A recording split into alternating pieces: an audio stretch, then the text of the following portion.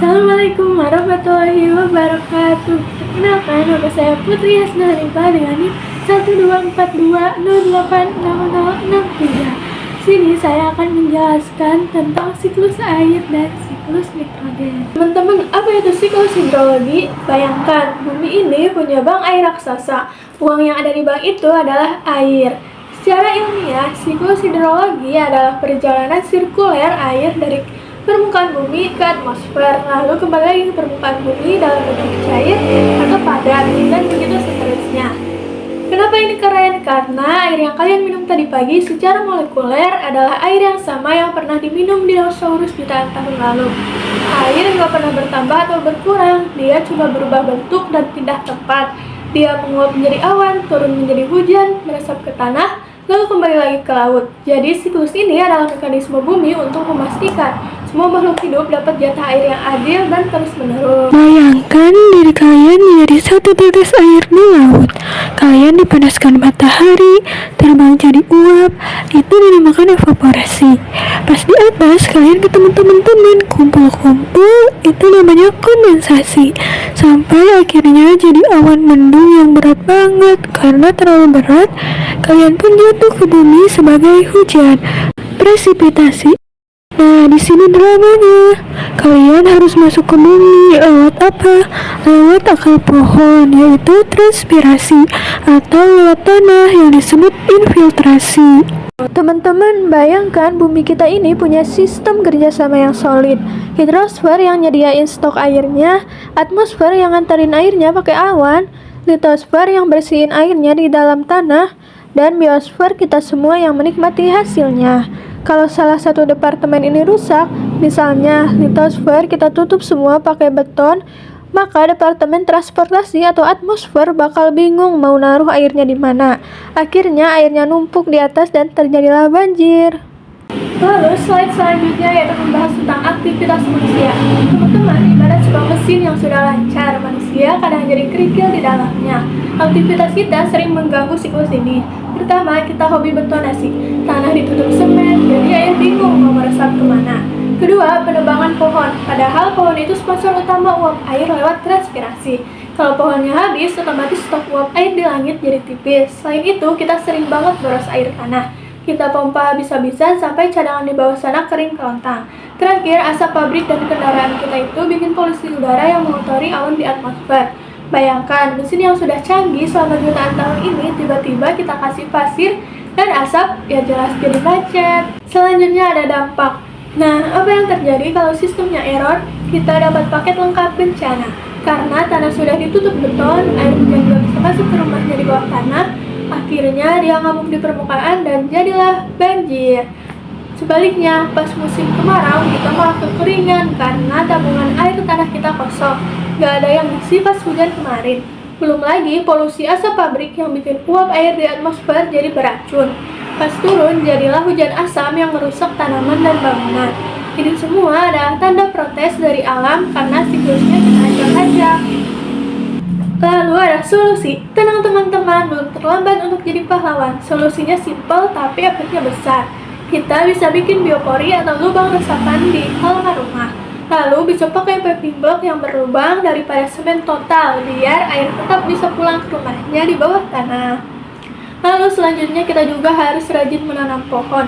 Karena satu pohon adalah satu pompa air alami bagi bumi. Intinya, kalau kita kasih jalan buat air, air akan kasih jalan kehidupan buat kita. Tapi kalau kita tutup jalan air, air akan cari jalannya sendiri yang lewat banjir. Supaya materinya menyerap, ayo kita nyanyi bareng-bareng. Tahukah kamu bahwa air dapat diperbarui? Itu terjadi karena air ada siklusnya. Ayolah pelajari bagaimana prosesnya. Siklus air dengan tahapannya. Air di bumi menguap, itu evaporasi, lalu membentuk awan, itulah kondensasi. Air jatuh ke bumi, itu presipitasi. Meresap ke tanah, itulah infiltrasi. Meresap ke tanah, itulah infiltrasi. evaporasi, meresap ke tanah, itulah infiltrasi. Perputaran air yang terjadi terus menerus dari permukaan bumi hingga ke atmosfer, lalu kembali lagi ke permukaan bumi. Itulah pengertian siklus air. Lalu selanjutnya kita akan membahas siklus nitrogen. Kalau siklus air itu tentang pindah tempat, siklus nitrogen itu tentang perubahan bentuk. Secara definisi, siklus nitrogen adalah proses daur ulang nitrogen dari gas di udara yang tidak bisa dimakan tanaman menjadi senyawa organik seperti protein yang bisa diserap oleh makhluk hidup, lalu dikembalikan lagi ke udara. Jadi, siklus nitrogen itu sebenarnya adalah proses memasak bahan mentah alam agar layak dikonsumsi oleh kehidupan. Atmosfer kita itu 78% isinya nitrogen. Tapi ini ibarat kita yang di tengah laut tapi kehausan. Kenapa? Karena gas nitrogen itu ikatannya sangat kuat. Tanaman gak bisa serap langsung. Ayo kita masuk ke siklus nitrogen. Yang pertama ada fiksasi. Bakteri seperti Rhizobium mengubah nitrogen jadi amonia. Lalu yang kedua ada nitrifikasi. Amonia diubah lagi jadi nitrat biar lebih mudah dicerna oleh tanaman. Lalu yang ketiga ada asimilasi. Tanaman akhirnya makan nitrat itu buat bikin protein. Kalau di siklus air tadi traveler, di sini nitrogen itu ibarat bahan mentah. Atmosfer adalah gudang raksasanya. Isinya 78% nitrogen, tapi sifatnya keras. Tanaman nggak bisa makan langsung. Lalu ada litosfer atau tanah adalah dapurnya. Di dalam tanah ada bakteri-bakteri hebat yang jadi koki untuk memasak nitrogen mentah jadi masakan siap saji bersama nitrat. Lalu ada biosfer, adalah kita dan tanaman. Kita butuh hasil masakan koki tadi buat bikin otot, yaitu protein dan pertumbuhan. Lalu ada hidrosfer, yaitu tugasnya jadi kurirnya. Air membawa nitrogen yang sudah larut langsung ke akar tanaman. Kerjasama yang rapi banget kan? Lalu selanjutnya yaitu ada aktivitas. Tapi lagi-lagi manusia pengen yang serba cepat. Kita sering pakai pupuk kimia sintesis secara berlebih supaya tanaman cepat gede. Masalahnya ini ibarat kita maksa tanah buat makan suplemen terus-menerus. Selain itu, asap kendaraan dan pabrik kita menambah gas nitrogen beracun ke langit. Akibatnya, sistem dapur alami di tanah jadi rusak karena kita terlalu banyak ikut campur pakai bahan kimia buatan. Selanjutnya ada dampak. Efeknya ngeri teman-teman. Dampak yang paling terkenal namanya eutrofikasi. Karena kita kebanyakan kasih pupuk di sawah. Sisa pupuk itu hanyut ke sungai. Alga di sungai jadi pesta pora. Mereka tumbuh gila-gilaan sampai menutupi seluruh permukaan air.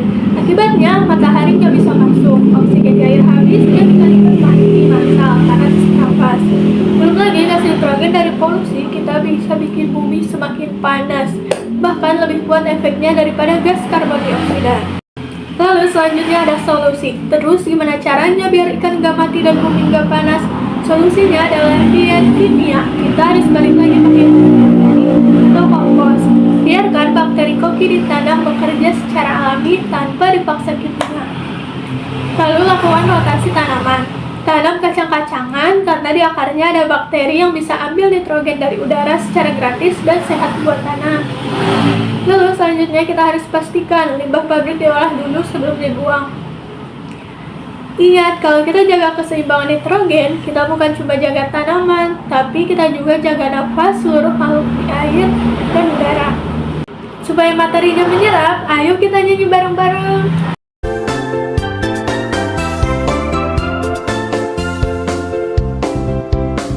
Proses daur nitrogen terjadi di udara. Proses yang pertama, bakteri difiksasi, hewan tumbuhan direkomposer, lalu terjadi proses amonifikasi.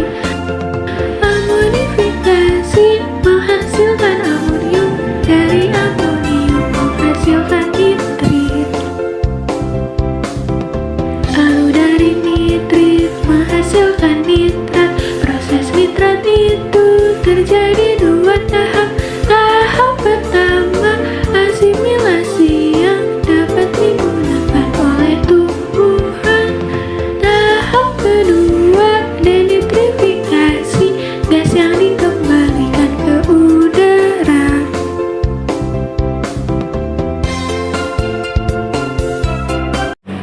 Sekian presentasi dari saya. Mohon maaf apabila ada kekurangan. Terima kasih sudah menonton. Wassalamualaikum warahmatullahi wabarakatuh.